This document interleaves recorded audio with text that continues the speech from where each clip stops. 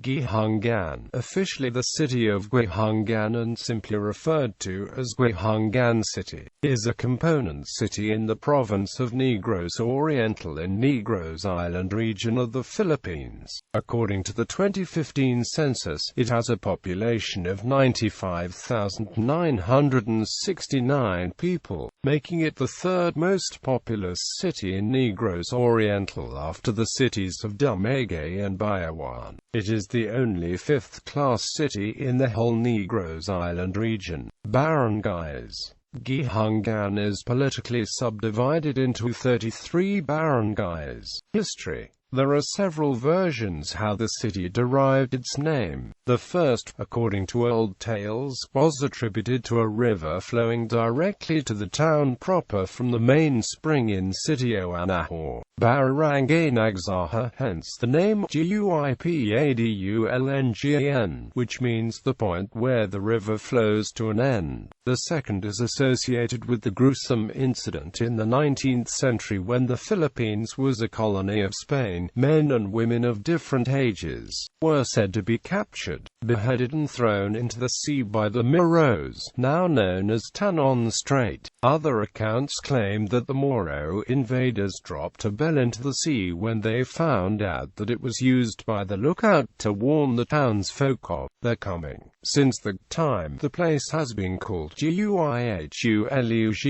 which means place where a thing was dropped. But in the Spanish writing, U and N are similar, which is why it became commonly written and known as Guihulngan.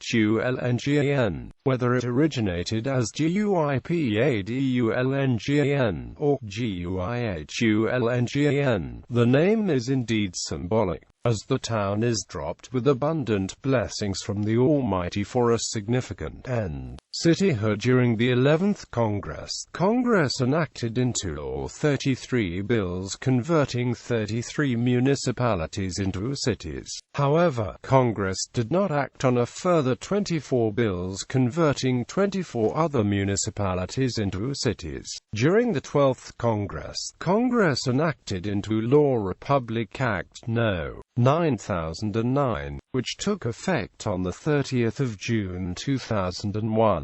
RA 9009 amended Section 450 of the Local Government Code by increasing the annual income requirement for conversion of a municipality into a city from 20 million pesos to 100 million pesos. The rationale for the amendment was to restrain, in the words of Senator Aquilino Pimentel, the mad rush of municipalities to convert into cities solely to secure a larger share in the internal revenue allotment, despite the fact that they are incapable of fiscal independence. After RA 9009 went into effect, the House of Representatives of the 12th Congress adopted Joint Resolution No. 29, which sought to exempt from the 100 million pesos income requirement in RA 9009 the 24 municipalities whose cityhood bills were not approved in the 11th Congress. However, the 12th Congress ended without the Senate having approved Joint Resolution No. 29. During the 13th Congress, the House of Representatives readopted former Joint Resolution No.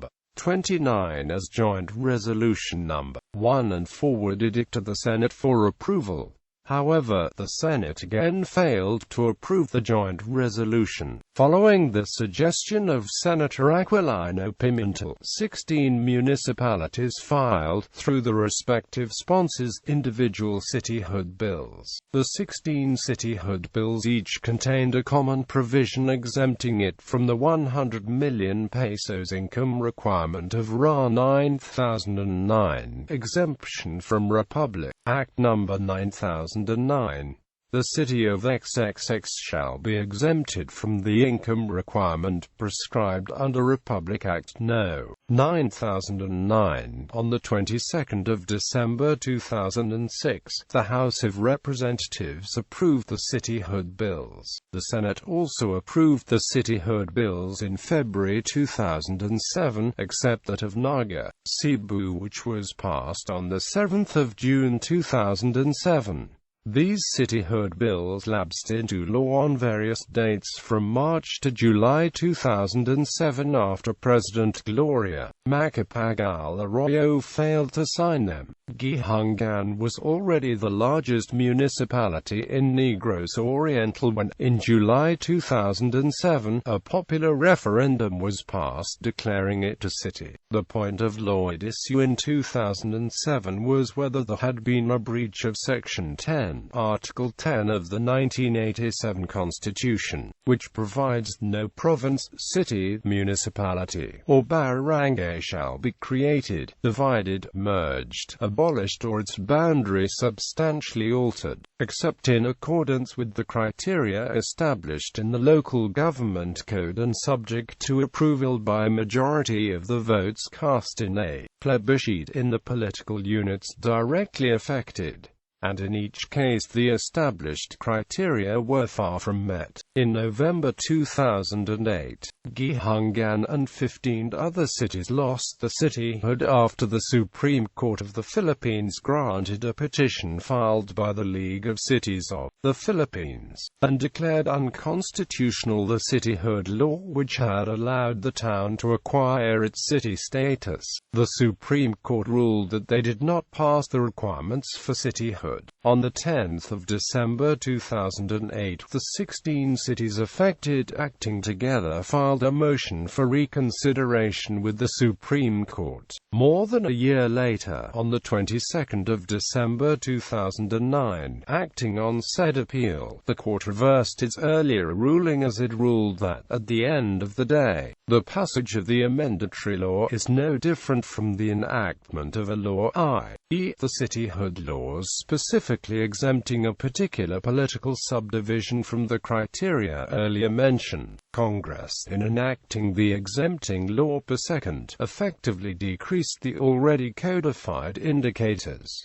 Accordingly, cityhood status was restored, but on the 27th of August 2010, the 16 cities lost the city status again, after the Supreme Court voted 7-6, with 2 justices not taking part, to reinstate the 2008 decision declaring as unconstitutional the Republic Acts that converted the 16 municipalities into cities. A previous law required towns aspiring to become cities to earn at least 100 million pesos annually, which none of the 16 did. On the 15th of February 2011, the Supreme Court made another volte-face and upheld from the third time the cityhood of 16 towns in the Philippines. Finally, on the 12th of April 2011, the Supreme Court, in an en banc ruling delivered in Baguio City, affirmed the finality of the constitutionality of the 16 cityhood laws by resolving that,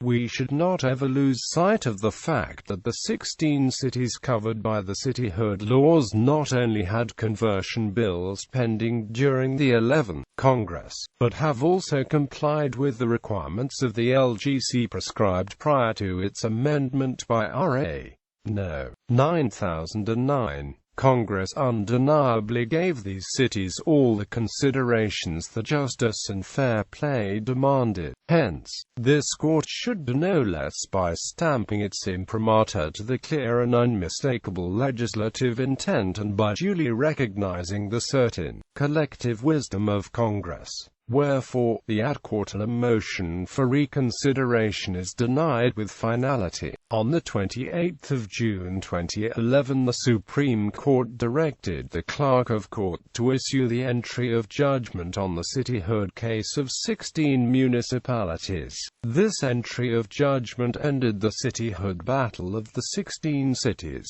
Demographics.